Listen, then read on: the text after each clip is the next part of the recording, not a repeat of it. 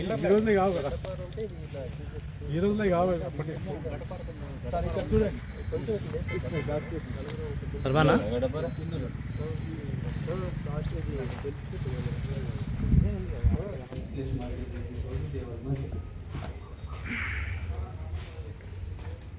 తర్వాత దాన్ని కొట్టేసి నమస్కారం అండి. నేను పురావస్తు శాఖకు చెందినటువంటి అసిస్టెంట్ డైరెక్టర్ను. నా పేరు సాగర్.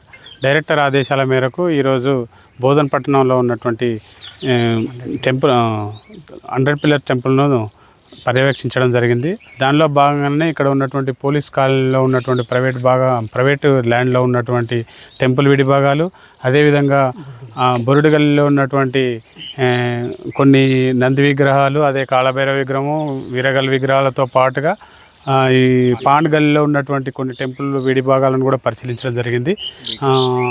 బీటీ కాలనీలో ఉన్నటువంటి కొన్ని విడి స్కల్ప్చర్స్ని కూడా మేము పరిశీలించడం జరిగింది. వీటన్నిటిని సమగ్రంగా పరిశీలించి సరి అయినటువంటి నివేదికను డైరెక్టర్ గారికి అందించడం జరుగుతుంది. సార్, ఇప్పుడు ఒక వాచ్మెన్ని కూడా పెట్టలేకపోవడానికి కారణం ఏంటి సార్? ఎండోమెంట్ డిపార్ట్మెంట్ అంటే మేము ఇంతవరకు ప్రపోజల్స్ పెట్టాము, గవర్నమెంట్ నుంచి అవి అప్రూవల్ కాలేదు. ఇప్పుడు కూడా మేము ఇప్పటికీ 5-6 సార్లు లెటర్లు పెట్టడం జరిగింది.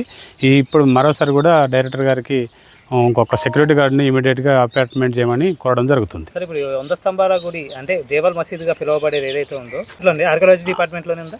ఇది మా ప్రొటెక్టెడ్ మాన్యుమెంటే. ఇది 1980లో నిజాం పీరియడ్లో ఇది ప్రొటెక్షన్ తీసుకోవడం జరిగింది.